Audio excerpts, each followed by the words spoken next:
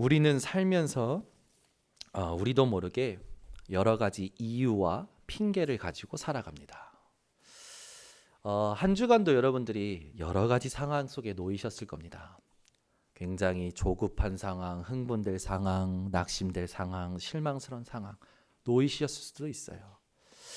내 계획대로 안 되면 우리는 실망하기도 합니다. 내 기대대로 안 되면 낙심하기도 하죠. 또 그것과 상관없이 아무 감각 없이 무기력한 상태로 그냥 살아가는 수도 있습니다. 오늘 여러분은 하나님의 자녀다운 신앙생활을 회복하시길 바랍니다. 망가지 상황일지라도 그 모든 망가지 상황이 여러분에게 망가지 응답될 수 있는 자격을 가진 분들이 여러분이에요. 안 믿으시네요. 여러분에게 망가지 상황, 한 가지 일을 통하여 망가지 응답이 되어집니다. 그 한 가지 일이 지난주에 뭐라고 했냐? 복음을 누리는 거라고 했어요. 여러분 인생이 모든 상황 속에서 예수가 그리스도 되심을 누리는 인생 되시기를 바랍니다. 왜 우리는 소리도 없이 표시도 없이 힘이 빠지고 눌리게 될까요? 보이는 것에 영향받는 죄성을 가진 존재이기 때문에 그래요. 저와 여러분은 인생의 모든 문제의 근원, 그걸 해결받은 존재입니다. 그런데 세상에 하나님을 믿지 않는 사람들은 인생의 모든 문제의 근원 해결받지 못했기 때문에 만가지 상황마다 만가지 대책을 세워야 돼요. 그래서 힘듭니다. 신앙을 가진 저와 여러분은요, 힘들지 않아요. 일주일 내내 평안할 수 있습니다. 다양한 상황 속에서도 승리할 수 있어요. 왠지 아십니까? 하나님이 그 길을 여러분에게 주셨고 그렇게 축복하셨어요. 우리가 얼만큼 노력해야 되고 얼만큼 최선을 다해야 됩니까? 이 땅에 살면요, 정말 많은 일이 있더라고요. 많은 일을 해야 될 것 같아요. 많은 일들을 찾아내야 될 것 같아요. 그런데 그 많은 일을 해도 살면 살수록 부질없는 것을 우리는 확인하게 됩니다. 여러분, 헛된 삶 살지 마시고 참된 삶을 사시기를 바랍니다. 헛된 삶과 참된 삶의 결정은요, 딱 한 가지로 결정이 됩니다. 하나님과의 관계예요. 여러분은 하나님과 어떤 관계이십니까? 여러분이 오늘 예배드리고 계시죠? 오늘도 기도하시죠? 여러분이 바라보고 계시는 하나님은 여러분에게 어떤 분이십니까? 여러분이 믿고 기도하는 하나님은 여러분에게 어떤 하나님이십니까? 그 하나님을 향하여 한번 질문해 보세요. 하나님이 살아계신 응답을 여러분에게 주실 겁니다. 여러분, 완전 복음이라는 건 뭐라고요? 하나님과의 관계를 문제 속에서, 상황 속에서 누리는 게 완전 복음이에요. 여러분이 하나님과의 관계가 어떤 관계입니까? 그 관계를 내가 오늘 살면서 만나는 문제, 갈등, 사람 앞에서 믿는 거예요. 누리는 거예요. 그 관계로 괜찮은 거예요. 그게 완전 복음의 삶입니다. 오늘부터 여러분이 참된 평안을 얻는 삶이 회복되시기를 예수 그리스도 이름으로 축원합니다. 많은 사람들이요, 모든 상황 속에서 이유가 있고요, 핑계가 있어요. 그러면서 책임을 회피하려 합니다. 도망치려야 그래요. 덮으려고 그래요. 여러분, 지난주에도 얘기했지만 사실 지난주에 말씀 전하면서 준비 안 된 거였어요. 우리가 지금까지 한 모든 실수의 뒷감당을 우리가 한 게 아니다. 하나님께서 책임지셨기 때문에 우리가 오늘 이 자리에 있는 것이다. 우리는 지난날 내가 어떤 실수한지 아는 게 있고 모르는 게 있습니다. 여러분 한번 돌아보세요. 여러분 지난날 과거에 여러분이 한 실수가 있고 모르는 실수가 있어요. 근데 그 모든 걸 하나님이 책임지셨기 때문에 여러분이 지금 이 자리에 있는 거예요. 하나님이 책임지시 않으셨다면 여러분은 벌써 자살하셨거나 정신병동에 있거나 너무 극단적으로 얘기한 겁니까? 저는요, 제가 자세히 저를 보면 저는 분명히 정신병동에 있을 거예요. 저 자신을 보면. 왜냐하면 제가 겪은 그 영적인 문제를 여기서 다 얘기는 못하지만 심각한 영적인 문제가 있었어요. 그게 뭐냐면 제가 제 뒤통수를 보는 영적인 문제 겪은 적이 있어요. 너무 무섭더라고요. 내가 내 뒤통수를 보고 있는데 나라는 자아는 위에 있는데 나는 계속 떠들고 있는 거예요. 뭡니까? 뭐 분신사바한 겁니까? 제가 뭐 영혼과 육체가 이탈된 겁니까? 너무 무서운 거예요. 말로 형용할 수 없을 정도로. 그래서 그때 하나님 나 저 속에 들어가고 싶다고. 저 속에. 내 속에 들어가고 싶다고. 제가 이상한 겁니까? 저만 그런 겁니까? 아니요. 현장엔요, 이해할 수 없는 문제를 가지고 있는 사람들 많습니다. 못 견뎌요. 원인 모를 충동이 일어난다니까요. 여러분이 오늘 영적인 문제를 알지 못하면 그리스도가 여러분에게 확실한 답이 되지 않습니다. 여러분, 모든 문제의 원인이 뭡니까? 성경에서는 모든 문제의, 인생 모든 문제의 원인이 죄의 문제라고 얘기합니다. 저와 여러분들의 과거, 현재, 미래의 죄까지 십자가에서 해결하신 분이 예수 그리스도 되십니다. 여러분의 인생의 실패와 성공은 뭘로 결정되는 줄 아닙니까? 잘하고 못하고가 아니에요. 그래서 여러분이 했다 안 했다로 영향받으실 필요가 없습니다. 우리는 그래요. 내가 해야 될 일을 못했을 때에 오는 죄책감 있잖아요. 그걸로 오늘 하루를 살아요. 그러면 죽어요. 누가 죽는 줄 아십니까? 내가 죽어요. 했다라고 그걸로 살면요, 그 의가 나를요 정죄하는 날이 또 와요. 했다라는 의, 못했다라는 죄책감에서 오늘 벗어나시기 바랍니다. 하나님이 그래서 그걸 해결하려고 예수를 그리스도로 이 땅에 보내신 거예요. 저는 매일 죄책감 느껴요. 오늘 또 복음을 못 말했다. 오늘 이 사람한테 복음 말했어야 되는데. 오늘 또 우리 애들을 저주했구나 내가. 이런 죄책감이 저를 늘 괴롭혀요. 어느 날은요, 피곤해서 새벽 예배 못 나가잖아요. 내가 오늘 새벽 예배 미쳤구나, 놓쳤구나. 아니나 다를까 일본에서 전화합니다.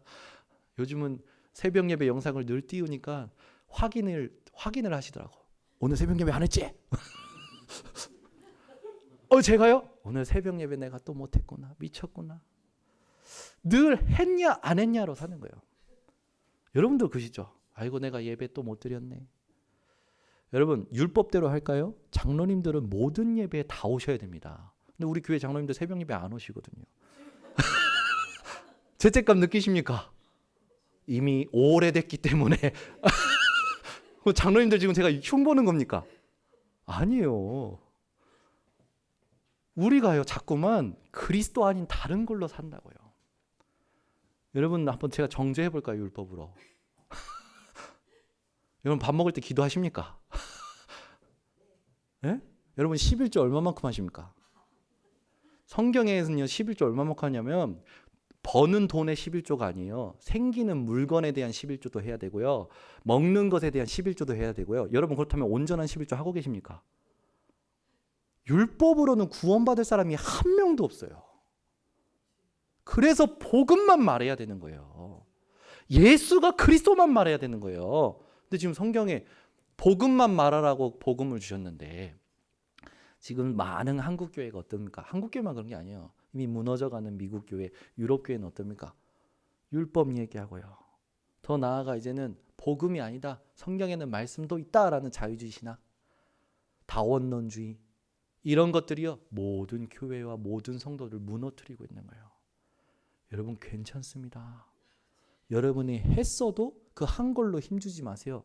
하나님이 하게 하신 거예요. 못했어도 괜찮아요. 여러분의 의는 그리스도가 되십니다. 제가요 새벽 예배 못한 날 갑자기 눌리는 거예요. 막 갑자기 신경이 쓰이는 거예요. 근데 제가 세수하면서요. 아니지. 물론 내가 뭐 몸이 안 좋든 일이 바빠서든 못할 수 있지만 내가 참다라는 의로 사는 것보다 오늘 못하고 그리스도의 의를 찾는 게 낫다. 아멘. 맞구나. 나의 의는 오직 그리스도가 되시지. 여러분이 이걸 깨달아야 진짜 평안한 삶을 살게 되시는 거예요. 그러니까 신앙생활이 어려운 사람들은 이게 각인뿌리 체질이 했다 안 했다에 늘 영향받는 거예요. 하면 내 의 나타내고 못하면 죄책감에 잡혀서 늘 그렇게 사는 거예요. 여러분 그리스도로 사시기 바랍니다. 여러분을 철저히 부인하세요. 하나님 내가 하면 얼마나 합니까? 하나님 내가 못하면 또 얼마나 못합니까? 이미 나는 소망도 희망도 없었던 존재였는데 하나님의 은혜로 구원하셨잖아요. 하나님 나를 구원하신 그리스도의 의가 나의 힘의 근원이요 나의 삶의 본질입니다. 하나님 내가 오늘도 그리스도 그분으로 한 분으로 충분합니다. 지금 현실이 어려울 수 있지요. 지금 현실이 무거울 수 있지요. 답답할 수 있지요. 하나님 그러나 괜찮습니다. 그 모든 과정을 통하여 하나님의 뜻이 이루어질 것을 확신합니다. 그것으로 충분합니다. 그게 신앙 생활이에요. 여러분을 향하신 하나님의 뜻의 결과가 뭐라고요? 평안이요 재앙이 아니라고요. 미래와 희망을 주시는 거라고요. 합력하여 선을 이루시는 거라고요. 제가 어느 날 친구들 데리고 교통사고를 냈을 때 친구 하나가 크게 다친 거죠. 뭐 팔이 세동강이 났으니까 뼈 세동강이 나고 장애인이 된다고 그랬으니까 군대도 못 가는 얼마나 죄책감이 밀려오는지요. 나 때문에 내 친구에게 지울 수 없는 상처를 남긴 거예요. 그래서 어깨 여 끝에서부터 여기까지 불로 지진 것처럼 화상 자국이 쫙 있어요. 수술 자국인 거죠. 얼마나 미안한지 볼 수가 없는 거예요. 하나님 앞에 그냥 하나님 몰라요. 알아서 해주세요. 아무 기도도 안 나오더라고. 너무 미안해서. 그래가지고 도망치다시피 군대에 갔어요. 저는. 근데 어느 날 우연히 같이 만나는 시간이 됐어요. 그 친구가 이야기하는 거예요. 현우야 너 나한테 미안해하지 마. 눈치를 챘나 봐. 내가 그 친구를 보는 눈빛이나 행동이 계속 미안하고 막 그런 게 느껴지나 봐요. 나한테 그러는 거예요. 현우야 너 나한테 미안하지 마. 나는 그 사건 때문에 내 인생이 변했어. 와 위로가 되는데요. 하나님의 음성으로 들리는 거예요. 그 친구가 그러면 위기를 잘 이겨낸 겁니까? 아니에요. 그 친구가 말하는 궁극적인 그 의도가 있어요. 그 친구의 운명이 바뀌었거든요. 그 사고로 제가 아니라 저희 어머니가 달려가셔서 예수가 그리스도라는 걸 전하고 그 친구가 진짜 영접을 했어요. 이 친구가 영접하고 났는데 하나님이 이 친구를 축복하시는데 같은 과에다가 내려놓고 체대로 갔어요. 장애인이라는 걸 장애인인데 우리는 아프다고 하면 두려워하고 무서워하잖아요. 근데 이 친구는 장애인이 되니까 군대를 못 간다? 좋네? 아니요. 자존심이 상하는 거라. 오히려 자기가 이제 운동을 한 거예요. 운동하면서 체대에 들어간 거예요. 다시 들어가서 체대에서 다니다가 대통령 경호하는 부사관으로 가게 된 거예요. 대통령 경호를 4년 동안 하고 나니까 인정을 받으니까 제약회사 회장 밑에서 경호하게 됐어요. 제약회사 회장 밑에서 6년 정도 경호하고 나니까 이제 경호 업체에서 이제 이런 뭐 세콤이라든지 이런 데서 관리자로 부른 거죠. 한 달에 1,000만 원 넘게 벌더만. 이런 건 감동되시죠? 제가 그 친구가 만약에 저랑 같이 영어학과를 나오고 그냥 그대로 순탄하게 갔으면 그 친구가 지금 보이는 응답이 왔을까요? 뭐 그 친구는 뭔가 했을 놈이에요. 제가 봐도. 근데 그 친구의 궁극적으로 운명을 바꾸신 분 누구십니까? 하나님이세요. 저는 확신합니다. 모든 것이 합력하여 선을 이루느니라. 그러니까 여러분 절대 낙심하지 마세요. 실망하지 마세요. 그게 속는 거예요. 하나님의 뜻은 분명히 이루어집니다. 여러분이 실수했다고요? 여러분이 못했다고요? 죄책감 가지지 마세요. 그게 문제되지 않습니다. 하나님 살아계셔요. 여러분이 했다 안 했다에 영향받지 마시고 나의 구원 되시는 하나님을 바라보시기 바랍니다. 그게 진짜 신앙생활이에요. 하나님의 역사는요, 죽음을 각오하는 자에게 나타나는 게 아닙니다. 우리는 흔히 죽으면 죽으리라 하잖아요. 거기 막 믿음이 강한 것 같고, 미십니다 하는 게 믿음이 강한 것 같고, 막 기도를 막 하면은 되게 강한 것 같잖아요, 믿음이. 그건 믿음 없어서 떠드는 거예요. 진짜 믿는 사람은요, 예수는 그리스도. 끝. 크게 소리 낼 것도 없고 열낼 것도 없어요. 여러분, 믿음 이거 뭡니까? 핸드폰이죠. 이거 보고 저 핸드폰 이럽니까? 그러십니까?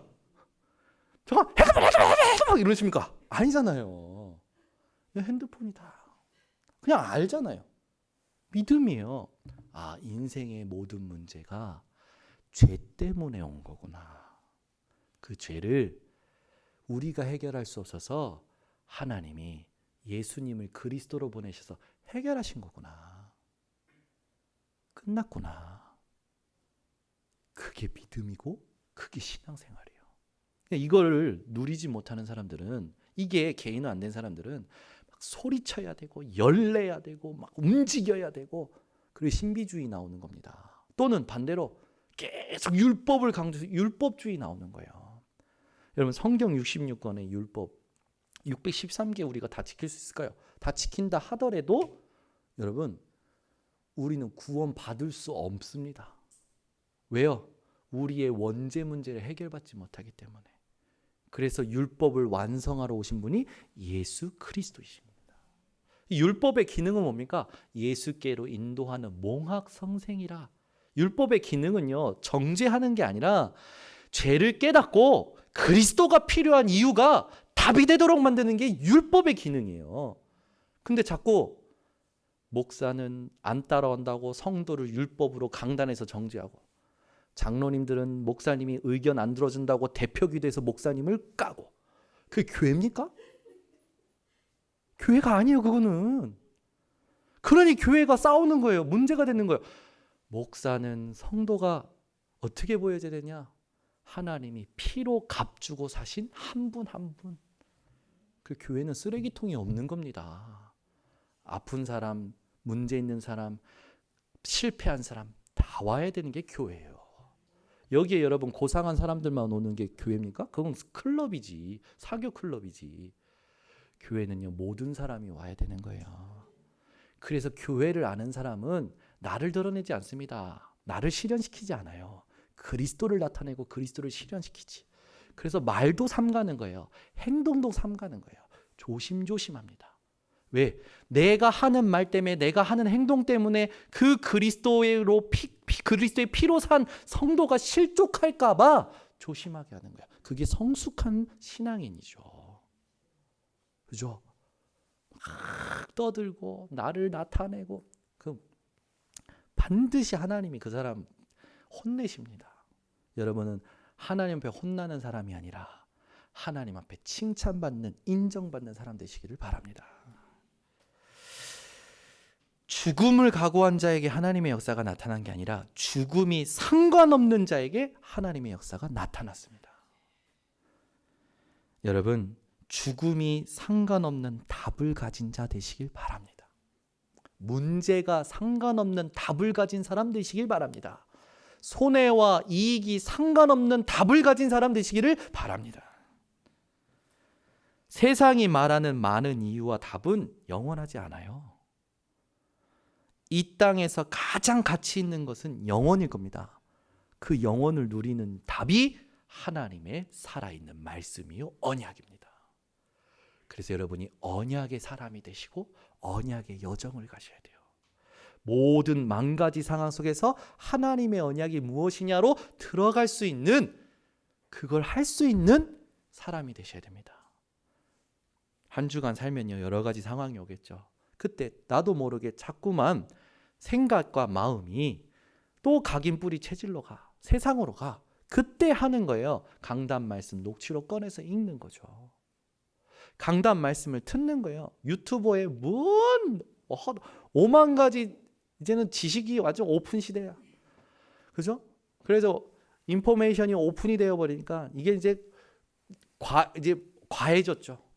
엑스트라 인포메이션이 돼버리잖아요. 그러다 보니까 어떨까? 사람들이요, 너도 나도 지식이 많아. 제가요, 우리 성도님들 만나서 대화해보면요, 전부 박사학위 드려야 될 것 같아요. 뭔 지식들이 그렇게 많으신지.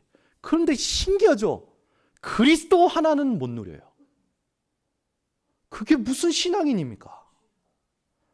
온갖 지식은, 온갖 세상의 허다한 것들은 다 알고 다 얘기해 주면서 그리스도 하나는 못 누려. 그걸 사단이 좋아해요. 여러분, 사단이 좋아하는 사람 되지 마시길 바랍니다. 사단의 놀이터가 되지 않으시기를 예수 그리스도 이름으로 축원합니다. 여러분이 이 땅에서 가장 잘해야 될 게 바로 예수가 그리스도이심을 적용하고 눕는 하나님과의 관계를 아는 자들이에요. 바울이 오늘 본문을 보면 이제 우리가 1절부터 다 읽었어야 되지만 이제 하나씩 읽어 나가면서 확인을 하겠습니다. 오늘 보면 바울이 또 변명하는 그 장면이 나와요. 변명이라는 건 나쁜 게 아닙니다. 말씀 변자에 밝힐 명이죠. 그러니까 옳고 그른 걸 밝히는 게 변명이에요. 변론이라고도 하죠. 그 바울이 자기를 놓고 변론하는 장면이 나오는데 이 변론을 잘 보세요. 잘 보시면 바울의 변론의 첫 번째 이유도 두 번째 이유도 세 번째 이유도 항상 바울에게 있어서 모든 이유가 언약이었습니다. 여러분이 오늘 정확한 언약을 붙드는 게 중요해요. 프로그램 만들고 힘을 내고 최선을 다하는 게 최고로 가는 게 중요한 게 아니라 여러분이 정확한 언약을 붙드시는 게 중요합니다. 바울이 이 언약 때문에 어디서든지 떳떳하고 정정당당했어요. 어떻게 그럴 수 있었을까요? 바울의 변명을 통해서 우리가 그 힘을 알고 그걸 내 거로 만드는 오늘 되어야 될 줄 믿습니다. 바울은 언약의 흐름을 알고 있었어요. 언약의 흐름이다라는 건 성경의 흐름, 하나님이 성경을 주신 목적을 알고 있었다라는 거죠. 1절에서 7절을 읽어보겠습니다. 1절 7절 같이 합독합니다. 아그리빠가 바울에게 이르되 너를 위하여 말하기를 내게 허락하노라 하니 이에 바울이 손을 들어 변명하되 아그리빠 왕이여 유대인이 고발하는 모든 일을 오늘 당신 앞에서 변명하게 된 것을 다행히 여기나이다. 특히 당신이 유대인의 모든 풍속과 문제를 아심이니이다. 그러므로 내 말을 너그러이 들으시기를 바라나이다. 내가 처음부터 내 민족과 더불어 예루살렘에서 젊었을 때 생활한 상황을 유대인이 다 아는 바라. 일찍부터 나를 알았으니 그들이 증언하려 하면 내가 우리 종교의 가장 엄한 팔을 따라 바리새인의 생활을 하였다 할 것이라. 이제도 여기 서서 신문 받는 것은 하나님이 우리 조상에게 약속하신 것을 바라는 까닭이니 이 약속은 우리 12지파가 밤낮으로 간절히 하나님을 받들어 섬김으로 얻기를 바라는 바인데 아그리빠 왕이여 이 소망으로 말미암아 내가 유대인들에게 고소를 당하는 것이니이다. 내가 지금 여기 서서 신문 받는 것이 무엇 때문이라고요? 저 유대인들 때문이다. 안 그래요. 내가 잘못해서다. 안 그래요. 뭐라고 얘기하냐면 6절 7절 다시 보세요. 내가 신문 받는 것은 하나님이 우리 조상에게 약속하신 것을 바라는 까닭이니 내게 지금 일어난 이 일은 하나님의 언약 때문이라는 거죠. 여러분에게 문제가 옵니까? 하나님이 언약을 이루시고자 허락하신 것임을 믿으시기 바랍니다. 이 약속은 우리 12지파가 밤낮으로 간절히 하나님을 받들어 섬김으로 얻기를 바라는 바인데 그 말은 뭡니까? 12지파라는 건 이스라엘의 역사를 얘기하는 거예요. 모든 이스라엘 백성들이 하나님의 약속이 성취되는 것을 위해서 살아간다라는 거죠. 그래서 내가 이 자리에 섰다라는 거예요. 여러분 문제 만났을 때 상황을 만났을 때 여러분에게 그 상황과 문제가 어떤 다른 이유가 필요가 없습니다. 하나님의 말씀이 성취되는 것으로 충분합니다. 여러분 인생이요 그걸 믿는 믿음을 가지고 살아가세요. 그 말은 뭡니까? 바울이 언약과 그 이스라엘의 역사를 통하여 복음의 흐름을 알고 축복의 흐름을 알고 재앙의 흐름을 알고 있었다라는 거예요. 여러분이 오늘 바울이 알았던 언약의 흐름을 어떻게 알아야 되냐? 여러분 인생에 문제가 온 가장 첫 번째 사건을 아시지 않습니까? 그게 하나님 떠난 상태, 죄의 문제요, 사단의 문제죠. 창세기 3장 사건을 아시잖아요. 그 창세기 3장 사건이 일어나자마자 하나님이 주신 복음이 뭡니까? 여자의 후손 대신 예수 그리스도예요. 저와 여러분은 어떤 자들입니까? 남자의 후손입니까? 여자의 후손입니까? 남자의 씨앗을 갖고 태어난, 아버지의 씨앗을 받고 태어난 저와 여러분은 전부 남자의 후손이에요. 그 말은 아담의 후손이라는 거죠. 아담의 후손이라는 말은 아담이 지은 죄 아래에서 태어난다는 거예요. 그래서 원죄가 내 겁니다. 그래서 우리는 원죄를 해결할 수가 없어요. 그래서 하나님이 원죄를 해결하려고 예수를 그리스도로 보내시고 십자가에 못 박혀서 피 흘리셔서 여자의 후손 되신 그리스도를 성취시키신 겁니다. 그로 말미암아 우리의 운명과 팔자, 그게 끝난 거예요. 우리의 운명은 어떤 운명이었습니까? 이 땅에 살면서 무슨 짓을 했어도, 어떤 성공을 했어도, 어떤 성과를 이뤘어도 영원한 멸망, 지옥에 갈 수밖에 없었던 운명이에요. 팔자는 어떤 팔자였습니까? 아무리 열심히 살고 최선을 다해도 만족 없는 팔자였어요. 그런데 그 운명과 팔자에서 우리가 여자의 후손 되신 그리스도로 구원을 받은 겁니다. 여러분은 매일 하나님이 바꿔주신 운명을 누리시기 바랍니다. 영원한 멸망 지옥에서 영원한 안식이요 행복인 천국으로 여러분의 운명을 바꿔주셨어요. 사망에서 생명으로 옮기셨습니다. 그래서 더 이상 여러분에게는 죄와 사망의 법이 왕노릇 할 수 없어요. 죽을까 두려워하지 마시고 망할까 두려워하지 마세요. 죽는 그 자리에서 하나님이 여러분에게 역사하실 겁니다. 망하는 그 자리에서 하나님이 역사하실 거예요. 여러분 어떤 것도 두려워하지 마세요. 질병 걸렸다, 암이다, 또는 우울증이다, 힘들다, 두려워하지 마세요. 그 자리에서 하나님이 여러분에게 재창조의 역사를 나타내실 겁니다. 왜요? 여러분을 하나님이 운명을 바꾸셨기 때문에, 여러분과 하나님이 함께하고 계시기 때문에. 팔자 또한 마찬가지예요. 여러분은 이 땅에 살면서 만족 없는 삶이 아니라 충분한 삶을 살도록 하나님이 구원하셨습니다. 여러분에게 하나님께서요 참된 평안을 누리도록 구원하신 거예요. 오늘 여러분 단순한 설교가 아니라 여러분에게 생명이 되시기를 바랍니다. 그 언약의 흐름 속에 출애굽기 3장 18절에 희생제사, 피제사, 피언약을 바울이 알고 있었죠. 포로되었을 때에 이사야 7장 14절에 임마누엘 언약 대신 그리스도를 바울이 알고 있었어요. 여러분, 우리 인생의 모든 문제를 해결하신 그리스도, 이 복음의 흐름을 여러분들이 나의 복음으로 누리는 시간이 회복되셔야 됩니다. 하나님 앞에 문제와 상황과 답답한 상황이 올 때요, 한계를 만날 때요, 주저앉지 마시고 오히려 그 한계를 완전히 기회로 만드세요. 세상 사람들도 위기가 오고 한계가 오면 그걸 완전히 기회로 만드는 사람들이 있습니다. 근데 우리는요 그 정도가 아니에요. 재창조의 응답으로 바꿀 수 있는 자격을 가진 사람들이에요. 여러분이 그리스도를 발견하는 모든 문제가 되시기 바랍니다. 그리스도를 누리고 그리스도의 뿌리 내리는 모든 상황이 되시기 바랍니다. 그렇다면 여러분은 죽을 각오로 사는 게 아니라 죽음이 상관없는 사람으로 살게 됩니다. 그 말은 하나님의 역사가 24시 여러분에게 나타나고 그 역사로 말미암아 하나님의 나라가 25시 인간의 시간을 초월하여 나타나는 것을 응답받게 된다는 거죠. 그 응답은 영원한 열매로 이어지게 되어 있어요. 자, 바울은 축복의 흐름을 알았죠. 어떤 축복입니까? 하나님께서 아브라함을 부르셔서 그 영적 이스라엘의 흐름 속에 있는 축복을 알게 하셨어요. 하나님이 아브라함을 부르셨을 때 어떻게 축복하셨습니까? 창세기 12장 1절에서 3절에 복의 근원으로 축복하셨습니다. 아멘.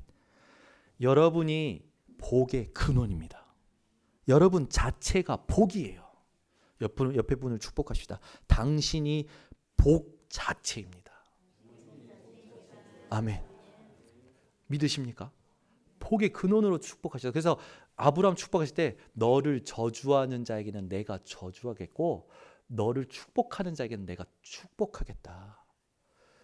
기념비적으로 불가항력적으로 여러분을 얼마나 축복하셨는지 여러분 아셔야 됩니다. 근데 우리는요 상황에 놓이면 내가 어떤 존재인지를 잃어버려. 그래서 사람 미워하고요. 나에게 손해를 끼친 사람 저주하잖아요. 나에게 상처 준 사람은 죽이고 싶은 마음으로 살잖아요. 그래서 한 사람을 마음으로 수백 번도 더 죽이잖아요. 여러분은 깨끗하시군요. 저는 성질이 더러워가지고 몇만 번도 죽인 것 같아. 나한테 그랬던 사람들 곱씹으면서. 근데 어느 날 진짜 복음 깨닫고 났더니요, 아니더라고. 베드로전서 3장 8절에서 12절 말씀이 진짜로 되어지는 거예요. 악을 악으로 갚지 말아야 될 이유, 욕을 욕으로 갚지 말아야 될 이유, 생명을 사랑하고 좋은 날 보기를 바라야 될 이유, 하나님의 뜻이 있구나. 아멘. 여러분, 남편 수만 번 죽이신 걸 회개하시기 바랍니다. 아내 수만 번 죽이신 걸 회개하시기 바랍니다. 그죠? 저희 부부도 그렇게 살았었어요. 지금은 그렇지 않죠. 근데 저희 부부만 그럴 줄 알았더니 세상의 모든 부부가 질려서 이혼까지 하더라고요. 괜찮아요. 이혼해봐야 이혼한 사람들도 살려냅니다. 이혼이 문제되지 않아요. 우리에게 문제된 건 뭡니까? 하나님의 뜻이 있는 걸 놓친 것 때문에 문제된 거예요. 이 땅에 일어난 것은, 이제 이미 일어난 것은, 엎질러진 물은 여러분 더 이상 문제되지 않아. 이제 발판 삼으시면 됩니다. 하나님이 이혼하게 하셨다? 이혼한 가정을 오늘부터 나는 살려내는 전도자다. 아멘. 질병을 가졌다? 나는 오늘부터 질병에 시달린 자를 살려내는 전도자다. 아멘. 후대가 무너졌다? 나는 오늘부터 모든 후대를 살려내는 전도자다. 아멘. 여러분이 여러분에게 있는 진짜 문제를 언약으로 붙드셔야 돼요. 여러분이 과거에 실패했던 걸 언약으로 붙드셔야 됩니다. 그것을 하나님께서 축복하시게 됩니다. 오늘부터 여러분 인생이 진짜 언약의 흐름을 알고 축복의 흐름을 알고 복의 근원을 누리시기 바랍니다. 그래서 오히려 여러분에게 손해 준 사람이 있다, 여러분에게 뭔가 막 힘들게 한 사람이 있다, 도리어 복을 빌어주라고 그랬어요. 왜요? 내가 잘나서가 아니고 내가 그릇이 커서가 아니라 내 안에 그리스도가 나타나기 위하여. 그렇죠? 그래서 생명을 사랑하고 좋은 날 보기를 원하는 자는 혀를 금하여 악한 말을 제하고 도리어 복을 빌라. 하나님의 눈은 의인을 향하여, 하나님의 귀는 의인을 향하여, 하나님의 얼굴은 악인을 향하여 있느니라. 하나님의 뜻이 있고 하나님이 아시기 때문에 우리는 충분한 것이고 우리는 모든 것에서 이길 수 있는 겁니다. 이게 신앙생활이에요. 이걸 살면요 되게 행복해요. 이걸 못 누리면요 자기 수준과 한계와 운명과 팔자, 전에 있었던 옛 습관, 썩어져가는 그 옛 구습을 따르는 옛 습관에 갇혀서 모든 걸 문제 삼으면서 모든 걸 끌어안고 내가 나를 죽이는 일을 계속해요. 여러분 혼자 있을 때 진짜 기도가 되어지시길 바랍니다. 그 시작이 하나님의 말씀 속에 들어가는 거예요.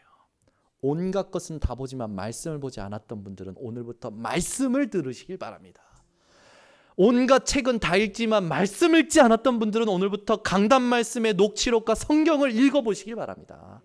하나님이 여러분을 다스리는 걸 확인시키실 겁니다. 바울은 재앙의 흐름도 알았죠. 이 땅에 오는 재앙이 창세기 3장 나 중심 그 사건인 걸 알았던 거예요. 창세기 6장 육신과 물질 중심, 창세기 11장 성공 중심. 이 땅에 사는 사람들 여러분 보세요. 전부 나 중심, 육신, 물질 중심, 성공 중심이에요. 그런 세상 속에서 여러분들이 살아가려니까 진짜 힘드시지요. 그런데 눈을 이제는 바꾸셔야 됩니다. 그게 힘든 게 아니라 당연한 거구나. 그래서 그 당연한 것에 하나님이 필요한 것을 주셨는데, 그걸 이길 수 있는 필요한 것을 주셨는데 그분이 그리스도구나. 그래서 하나님께서 나를 인도하셔서 그 상황, 그 세상의 삶 속에 지쳐가는 사람들에게 절대적인 응답을 주시려고, 그들에게 하나님을 나타내시려고 나를 뽑아서 하나님의 방법으로 살도록 지금까지 훈련시키신 거구나. 그렇게 여러분의 모든 생각과 모든 삶이 바뀌어지시기 바랍니다. 바울이 그걸 알고 정치, 문화, 경제, 사회, 미신, 점술, 우상으로 가득한 그 현장에 복음 전하러 가서 모든 영적인 부분을 바꿔냈던 전도자의 축복을 받았던 겁니다. 여러분이 오늘부터 바울이 알고 있었던 언약의 흐름을 알고 이것을 체험하는 시간만 가진다면 여러분은 현장에 세상에 끌려가고 세상 심부름하고 사단의 종로로 타고 사망의 종로로 당하는 자가 아니라 그 모든 걸 다스리고 이기는 참된 축복을 얻게 될 것입니다. 그래서 오늘부터 바울이 체험한 언약을 체험하셔야 돼요. 바울은 다메섹 도상에서 8절부터 18절까지 읽어보면 부활하신 예수님을 만납니다. 이게 바울에게 천명이 되었어요. 바울을 예수님이 부르실 때 무엇으로 부르십니까? 나의 종, 나의 증인, 그리스도의 종, 그리스도의 증인으로 부르시죠. 그게 바울의 소명이 되었습니다. 이 땅 살아가는. 그러면서 하나님이 바울에게 주신 미션이 있어요. 사명이 있어요. 이방인을 향한 택한 그릇으로, 이방인을 살릴 증인으로, 이방인을 구원할 하나님의 종으로 미션을 주시죠. 바울이 언약을 체험한 순간 바울이 일평생 생명을 걸고 생명 드릴 수밖에 없는 천명, 소명, 사명이 발견된 겁니다. 여러분이 오늘 언약의 흐름을 알고 언약의 흐름을 체험하는 시간을 만든다면 바울과 같이 천명, 소명이 발견돼서 흔들림 없는 인생을 살아가게 될 것이고 완전한 인생을, 온전한 인생을 살아가게 되는 겁니다. 여러분 모든 사람들은 특별하기를 원하는데 특별한 일이 오면 오히려 평범하기를 원하더라고요. 참 신기하죠. 내가 남보다 잘 되고 막 특별하길 원하는데 특별한 문제가 오면 다시 평범해지길 원해요. 무슨 짓거릴까요? 그죠? 무슨 심보일까요? 그죠? 사람의 심보, 아무튼 여러분 복음 안에서 사람의 심보 자세히 보세요. 고약합니다. 진짜 다 지멋대로야. 그죠? 잘 나갈 때는 하다가 갑자기 문제 터지면 다시 돌아가고 싶고. 여러분 혹시 과거로 돌아가고 싶으십니까? 과거로 돌아가지 마세요. 지금 충분합니다. 그리스도로. 아멘. 그걸 누릴 수 있어야 돼요. 그죠? 예전에 내가 뭐 했고 얼마나 누렸고 하나도 하나님이 인정하시는 게 아니었다니까요. 지금 하나님이 인정하시는 흐름 속에 있는 것에 감사하세요. 그게 여러분 인생의 참된 힘이고 미래가 됩니다. 그래서 여러분 바울이 언약의 흐름을 알고 체험하는 시간이 있었던 것처럼 여러분이 하나님이 인격적으로 여러분을 부르고 계십니다. 시간을 만드세요. 아무리 바빠도 그 시간이 있어야 승리합니다. 혼자 있는 시간에 하나님을 찾으셔야 됩니다. 그 시간이 없으면 또 피폐해져 갑니다. 또 황폐해져 갑니다. 또 종로로 타게 됩니다. 오늘부터 언약을 체험하는 증인들 되시기 바랍니다. 이제 19절부터 23절까지 보면요. 바울이요. 그 법정에서 자기를 변론하는데 언약의 핵심을 증거하죠. 오늘 본문 전체를 읽었어야 되는데 여러분들은 제가 구분된 부분의 핵심적인 것들을 아시고 현장에 가셔서 꼭 묵상하셔야 됩니다. 바울이요. 19절부터 23절에 언약의 핵심을 증거할 때 제일 첫 번째 증거한 게 뭡니까?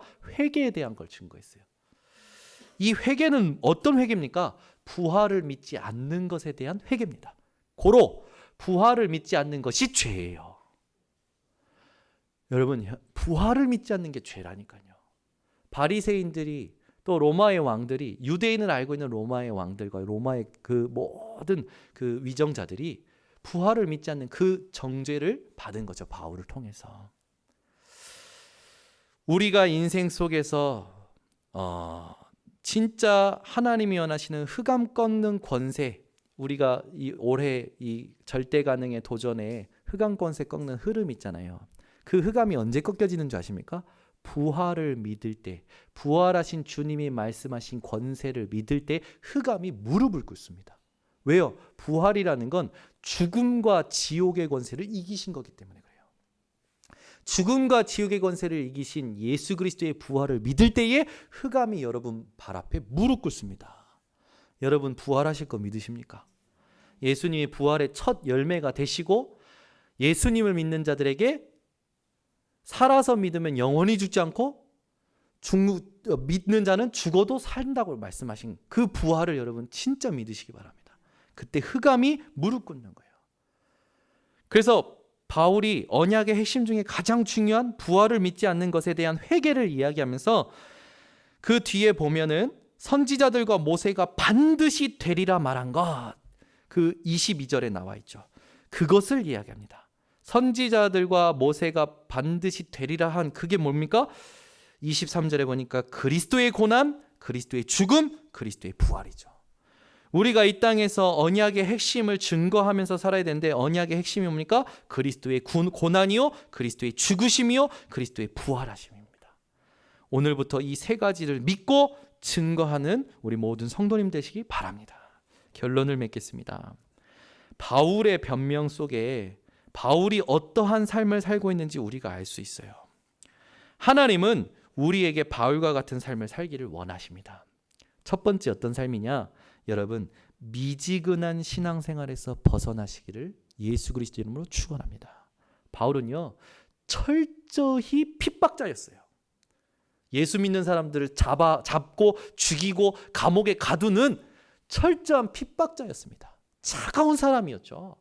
근데 그 바울이 다메섹 도상에서 하나님의 은혜로 철저히 뜨거운 자가 됩니다.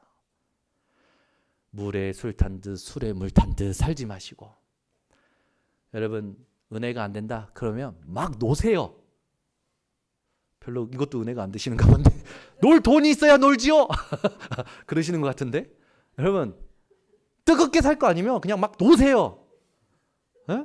여러분 놀고 싶은 대로 마음대로 해보세요.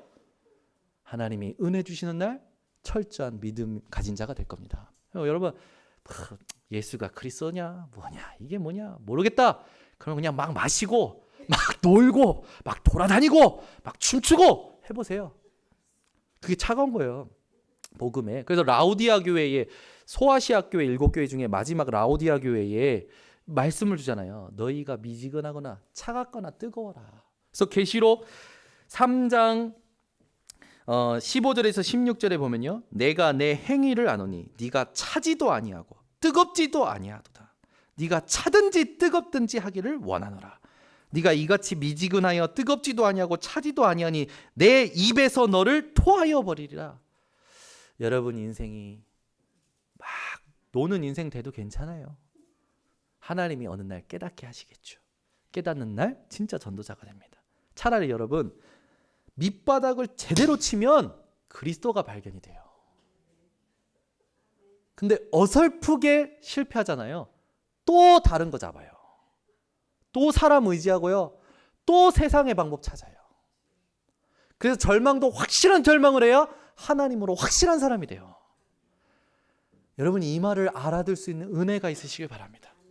제가 너무 믿음이 세가지고 강하게 얘기했던 적이 있어요. 그때 우리 랩넌트가 상처받고 교회를 잠시 떠났던 적이 있는데, 어느 날 우리 교회 성도님들이 그러시더라고요. 목사님이 강단에서 너무 조심하면서 얘기하는 것 같더라. 그래서 이제 막 얘기하라고. 그래서 제가요, 기분 좋더라고요. 막 세게 얘기해도 되겠다 싶었는데 아니에요. 시간표가 다 다르시더라고. 그래서 강단에서는 최대한 절제를 합니다. 네, 오히려 제자 만났을 때는 제가 세게 얘기해요. 야, 너 그렇게 다 죽어. 제가 세게 해요. 가봐. 죽는다니까. 아니나 다르고 와서 얘기합니다. 목사님 많이 맞았다고. 그러면요 확실해져요. 또 제가 확실하게 믿음 얘기하잖아요. 거기에 반응해서 응답받는 사람도 있어요. 여러분 그거 아십니까? 여러분이 뜨거우면 뜨거울수록 하나님은 여러분에게 엄청난 이해할 수 없는 정확한 응답을 쏟아부으십니다.